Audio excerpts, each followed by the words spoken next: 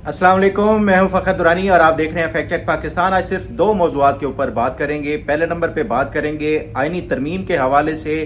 अब तक क्या पेशरफ्त हो चुकी है, क्या आज हुकूमत ये आईनी तरमीम मंजूर करवा लेगी या नहीं करवाएगी। हुकूमत के पास सिर्फ 24 घंटे हैं, अगर उसमें आईनी तरमीम नहीं मंजूर होती तो फिर उसके बाद जो इस आईनी तरमीम के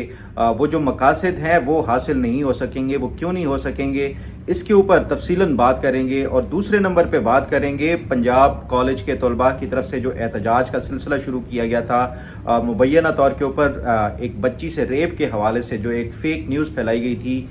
उसके बाद एक high level fact finding committee बनाई गई थी। उस फैक्ट फाइंडिंग कमेटी ने इसका जो है वो ड्रॉप सीन फाइनली सामने आ गया है कि ना ये रेप हुआ था और ना ही इस तरह का कोई वाकया हुआ। ये सारा एक फेक न्यूज़ के ज़रिए मुल्क में इंतशार फैलाने की कोशिश थी। इस हवाले से इस कमेटी ने कुछ रिकमेंडेशंस भी दी हैं जिसमें सख्त इक़दामात करने के हवाले से कहा गया हुकूमत को। वो रिकमेंडेशन क्या है उसके ऊपर भी तफसील से बात करेंगे और इस वाक़े की ओवरऑल जो है ये प्रोपेगेंडा किस तरह किया गया इस पे भी तफसीलन गुफ्तगू करेंगे। सबसे पहले बात कर लेते हैं आईनी तरमीम के हवाले से। पिछले 3 दिनों से जिस दिन से हुकूमत ने ये इजलास बुलाया उस दिन से हर घंटे के साथ जो हालात हैं और वाक़यात हैं वो बदलते रहते हैं। किसी टाइम मौलाना फजलुर रहमान का जो है वो ऐलान करते हैं मीडिया के सामने आके कि उनका इत्तफाक राय हो चुका है हुकूमत के साथ, और फिर अगले लम्हे जब पीटीआई उनके साथ मिलती है तो फिर उसके बाद वो हुकूमत को धमकियां देते हैं कि हुकूमत उनकी जमात के कुछ सेनेटर्स या अरकान कौमी असम्बली और पीटीआई के कुछ जो अरकान हैं पार्लियामेंट के उनको अगवा कर रही है, उनकी फैमिली को हरासा कर रही है। और इस हवाले से ये हर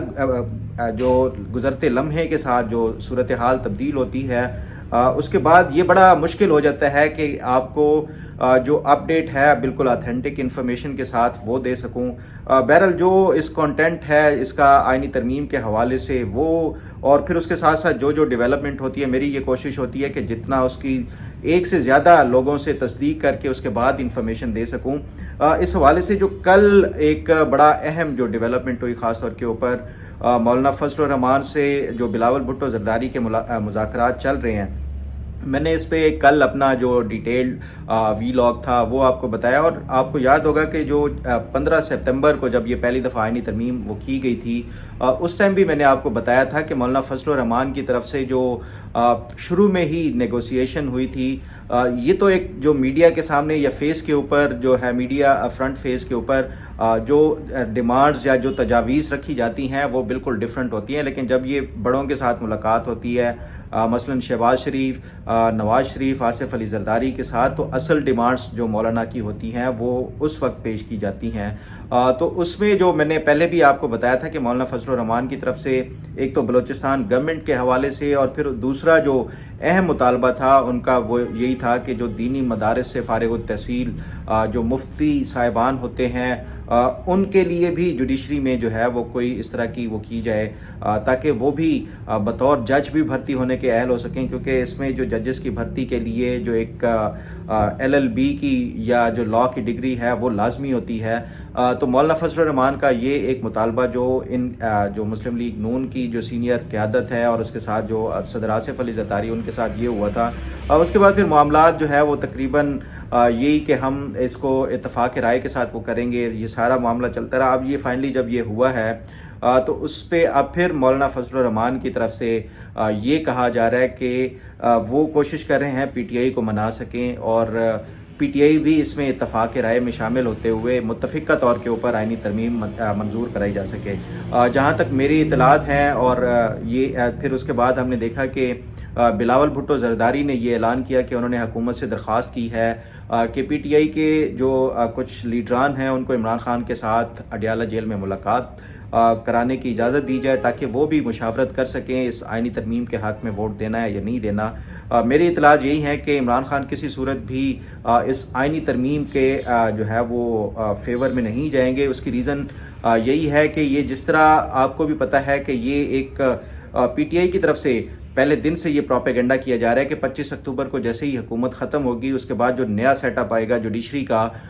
वो ये जो 8 फरवरी के इलेक्शंस हैं उनको नल एंड वाइड करार दे देगी। और मौलाना जो इमरान खान है टोटली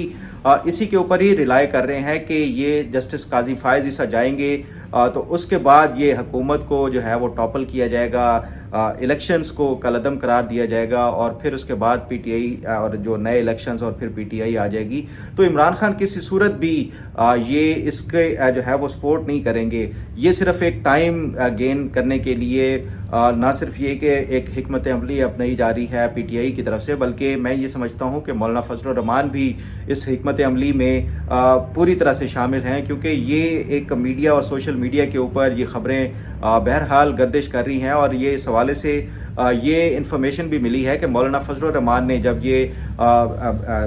जो नवाज शरीफ और सदर आसिफ अली जरदारी और बिलावल भुट्टो जरदारी और शहबाज शरीफ से जब ये लाहौर में मुलाकात की है, उसमें भी उन्होंने ये समझाने की कोशिश की कि आप जस्टिस मंसूर अली शाह को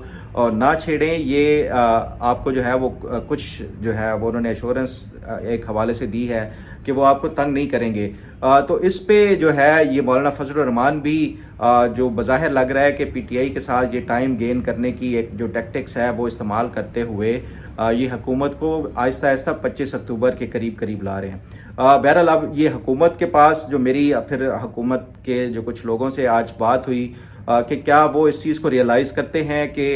ये पीटीआई की तरफ से और जेयूआईएफ की तरफ से ये एक टाइम जो गेन करने के लिए टैक्टिक इस्तेमाल की जा रही है ताकि 25 अक्टूबर आ जाए और उसके बाद आईनी तरमीम जो है ये इसको जो नया सेटअप होगा अदलिया का वो बिल्कुल उठा के बाहर फेंक देगा। तो जो मेरी हुकूमती अरकान से बात हुई वो इस चीज़ को ना सिर्फ रियलाइज़ करते हैं बल्कि उन्होंने ये कहा कि उनके पास सिर्फ 24 घंटे हैं। अगर इस 24 घंटों में अगर ये आईनी तरमीम मंजूर ना करवा सके और ये आईनी तरमीम ना हो सकी तो जो एक उसके बाद का प्रोसेस है वो मुकम्मल नहीं हो सकेगा। फिर मैंने इस हवाले से जो मुख्तलिफ इनके जो हुकूमती कुछ उससे सोर्सेज से बात की, वो ये बताते हैं कि आज इसलिए ज़रूरी है क्योंकि आज जब ये अगर सेनेट से ये मंजूर कराई जाती है आईनी तरमीम और कोशिश होगी कि आज ही कौमी असम्बली से भी हो, अगर नहीं होती कल हो, तो कल ये मुकम्मल करके सदर से इसके ऊपर जो दस्तखत होते हैं एक जो आईनी तरीक़ाकार है वो उसके बाद जो एक इस आईनी तरमीम में नए चीफ जस्टिस की अपॉइंटमेंट का तरीका बनाया गया है कि एक पार्लिमानी कमेटी होगी जो कि जिसकी प्रोपोर्शनल रिप्रेजेंटेशन होगी, यानी जिस पॉलिटिकल पार्टी की जितनी ज़्यादा जो यहाँ पे पार्लियामेंट के अंदर नुमाइंदगी होगी उसके मुताबिक एक जो है वो रेशो निकाल के उनके हिसाब से जो है वो इस पार्लिमानी कमेटी में शामिल होंगे। तो वो एक कमेटी कॉन्स्टिट्यूट करनी है। वो कमेटी जो है वो चीफ जस्टिस के जो पैनल है 3 हो या 5 नाम हो, क्योंकि अभी तक ये भी फाइनल नहीं हुआ कि चीफ जस्टिस के लिए 3 का पैनल भेजा जाएगा या 5 का भेजा जाएगा। तो वो पैनल जो है वो फाइनलाइज करेगा और उसके बाद जो है वो सदर के पास वजीर आजम जो है वो समरी भेजेंगे सदर के पास, जिसकी मंजूरी सदर देंगे तो उसके बाद नोटिफिकेशन जारी होगा। अब आपके नॉलेज में है कि जो जस्टिस काजी फायज ईसा हैं वो 25 अक्टूबर को रिटायर हो रहे हैं, तो हुकूमत को एटलीस्ट 3 दिन चाहिए। इस पूरा जो प्रोसेस है जो मेरी जो इन ज़राए से बात हुई वो ये बताते हैं कि इस 3 दिन चाहिए हैं हमें ये जो चीफ जस्टिस नए चीफ जस्टिस की अपॉइंटमेंट के लिए। अगर ये हुकूमत को 3 दिन नहीं मिलते तो वो प्रोसेस जो है वो मुकम्मल नहीं होगा चीफ जस्टिस वाला, तो उससे फिर ये है कि ये मामलात ख़राब हो सकते हैं और फिर अगर डिले हो गया ये 25 अक्टूबर से आगे चला गया तो वो फिर वैसे ही जो नया सेटअप होगा जुडिशरी का वो उसको वो नहीं करने देगा। तो इसलिए जो हुकूमती जो मेरे ज़राए हैं वो ये बता रहे हैं कि कोशिश यही है कि आज जो है वो बहरहाल हर सूरत में ये जो आईनी तरमीम है उसको मंजूर करवा लिया जाए। और इस हवाले से जो नंबर गेम्स का मैंने पूछा तो वो कहते हैं नंबर तो कभी मसला रहा ही नहीं है। असल मसला यही था कि जो आईनी तरमीम, क्योंकि आइन में जो तरमीम है उसके लिए बहरहाल अगर कॉन्सेंसस हो, इत्तफाक की राय हो, तो उससे जो एक जो उसकी वर्थ है वो ज़्यादा बढ़ जाती है। लेकिन अगर ये मौलाना फजलुर रहमान और जो पीटीआई है इस तरह अगर ये वो बेवकूफ़ बनाने की कोशिश करेंगे तो दूसरी तरफ से भी हम वो कहते हैं कि हमें कोई इतना वो नहीं है कोई छोटे बच्चे के हमें ना समझ हो कि ये सब क्यों किया जा रहा है। बहरहाल ये जो इतला मेरी यही है कि आज हुकूमत हर सूरत में ये कोशिश करेगी, क्योंकि ये उसके लिए भी डू और डाई की जो है वो सूरत हाल है। अगर आज ये नहीं होती तो फिर जो आईनी तरमीम है उसके वो मकासद पूरे नहीं होंगे। तो फिर उसके बाद यही है कि फिर हुकूमत छुट्टी कर जाए तो ज़्यादा बेहतर है। جو یہ حکمران جو میری مختلف لوگوں سے بات ہوئی وہ بھی یہی سمجھتے ہیں. تو آج کے دن تک کا جو ہے وہ اگر دیکھا جائے پیش رفت، تو جب بلاول بھٹو زرداری بھی آج ابھی دن کے 2 بجے مولانا فضل الرحمان سے ملاقات کر رہے ہیں. اسی طرح جو کابینہ کا اجلاس ہے ایک بار پھر اس کو مؤخر کر دیا گیا ہے، کیونکہ اس میں جو میری اطلاعات یہی ہیں کہ کچھ چیزیں مزید ایڈ کی جائیں گی. خاص طور کے اوپر یہ جو ڈرافٹ ہے اس میں ایک ابھی فلیکسیبل رکھا گیا ہے. اس میں یہ فائنل نہیں ہوا. یہ عرفان صدیقی صاحب نے بھی بتایا کہ 3 کا جو ہے وہ پینل ہوگا چیف جسٹس کے نام کے لیے یا 5 کا، کیونکہ حکومت کو شاید جسٹس یا افریدی کے حوالے سے بھی شاید کچھ تحفظات ہیں یا ہیزیٹنٹ ہے. تو وہ جسٹس امین الدین والا جو ایک شروع میں نام چلا تھا تو اس کے حوالے سے بھی جو ایک جو سوچنے میں آ رہا ہے. تو یہ ایک 5 والا ہوا تو پھر جسٹس امین الدین خان چیف جسٹس ہوں گے، اور اگر 3 والا ہوا تو جسٹس یا افریدی چیف جسٹس ہوں گے. بہرحال یہ آج رات چاہے لیٹ ہو جائے لیکن حکومت یہ آج جو ہے وہ اس کو فائنلائز کر دے گی. اس پہ مزید جو اپڈیٹ اور پیش رفت ہوئی میں کوشش کروں گا کہ شام کو بھی اس حوالے سے جو بھی کوئی انفارمیشن اور معلومات ہوئی وہ آپ کے ساتھ ضرور شیئر کروں گا. اب ذرا بات کر لیتے ہیں جو پنجاب کالج کی طرف سے طلباء کی طرف سے ایک مبینہ طور کے اوپر بچی کے ریپ کی جھوٹی خبریں پھیلائی گئی تھی، اور پھر اس کے بعد آپ نے دیکھا کہ مختلف شہروں میں اسٹوڈنٹس کی طرف سے ہنگامے اور توڑ پھوڑ اور احتجاج کی کالز دی گئی تھی. ایون یہاں اسلام آباد میں جو ڈی چوک ہے، کیونکہ حکومت کو یہ خفیہ رپورٹ ملی تھی کہ پی ٹی آئی جو طلباء کی آڑ میں یہاں پہ ڈی چوک میں پہنچ سکتی ہے، کیونکہ آئینی ترمیم کا جو منظوری کا پروسیس ہے اس کو بھی کسی صورت وہ رکوانے کے حوالے سے.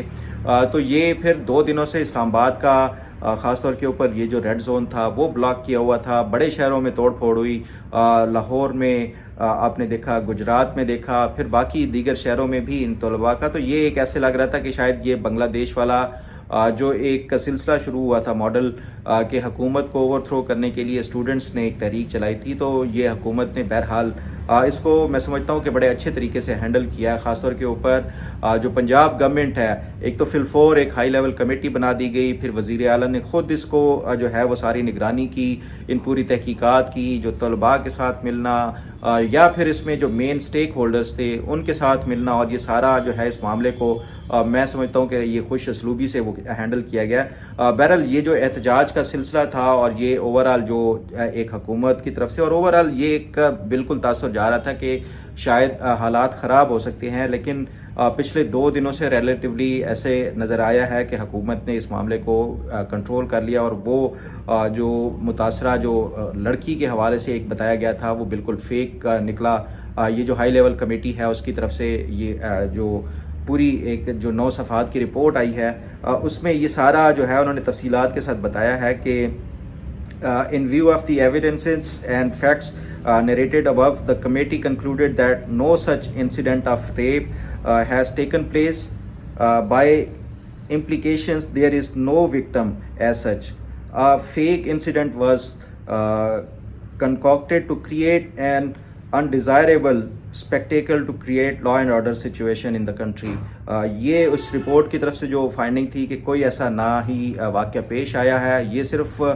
حالات کو خراب کرنے کے حوالے سے کچھ کنکاکٹڈ اور فیک اور فیبریکیٹڈ قسم کے جو ہے وہ انسیڈنٹ ایک ویسے ہی تخلیق کیا گیا، اور یہ اصل مسئلہ جو تھا یہی تھا کہ یہ حالات کو خراب کرنا ہے. پھر اس کمیٹی نے کچھ ریکمنڈیشنز بھی دی ہیں. ان میں وہ پہلی جو ریکمنڈیشن ہے کہ there is an urgent need to establish robust provincial indigenous legal institution and enforcement framework that can effectively address the misuse of social media platforms, particularly by disinformation groups, individuals that incite disharmony in the society. پھر دوسرا انہوں نے کہا کہ students should be actively engaged in constructive activities that promote their personal and academic growth. Schools and colleges must develop their capacity to enable the students to differentiate between constructive and negative use of social media.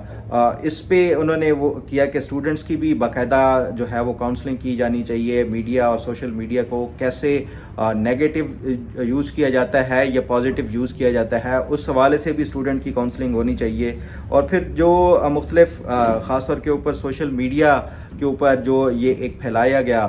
پورا ایک منفی propaganda پھیلایا گیا تھا، ان کے خلاف تعدیبی کارروائیوں کے حوالے سے تو میں سمجھتا ہوں کہ اس میں ہم صحافیوں کا بھی بہت بڑا کردار ہے۔ ہم نے دیکھا ہے کہ جو خاص طور کے اوپر اس طرح کی فیک نیوز اور جو مس انفارمیشن آتی ہے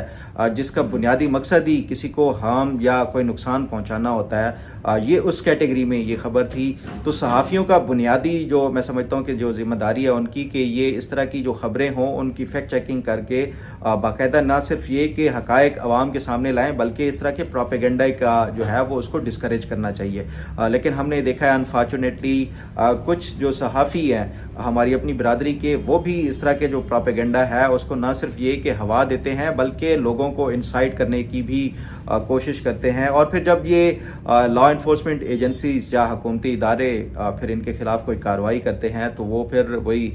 صحافتی آزادی کا جو رونا رویا جاتا ہے۔ میں سمجھتا ہوں کہ یہ بڑا انفارچونیٹ ہے۔ صحافتی جو برادری ہے یہ اس حوالے سے صحافیوں کی بھی نہ صرف یہ کہ پراپر ٹریننگ کرنی چاہیے کہ جو اس طرح کی جو مس انفارمیشن یا ڈس انفارمیشن یا پروپیگنڈا اور فیک نیوز ہے اس کو کیسے کاؤنٹر کرنا ہے، فیکٹ چیک کرنا ہے، اور بلکہ اس طرح کی کسی بھی پروپیگنڈا کا جو ہے وہ توڑ کیسے کرنا ہے۔ اس حوالے سے میں سمجھتا ہوں کہ یہ تمام جو صحافتی تنظیمیں ہیں ان کی بھی ذمہ داری ہے۔ امید یہی ہے کہ یہ جو اس طرح کے واقعات سامنے آتے ہیں اس پہ جو مستقبل میں صحافی برادری ہے ہماری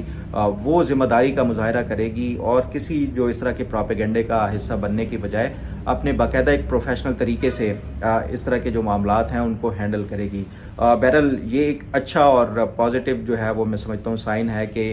یہ جو ایک لاوا تھا جو پھٹنے کے قریب تھا اس کو حکومت نے بڑا احسن انداز سے یہ ڈیل کیا ہے۔ جو اب آئینی ترمیم کے حوالے سے اپڈیٹ ہوگی وہ آپ کے ساتھ ضرور شیئر کروں گا۔ امید ہے آپ کو آج کا پروگرام بھی پسند آئے گا۔ اللہ تعالی ہم سب کا حامی و ناصر ہو۔ اللہ حافظ۔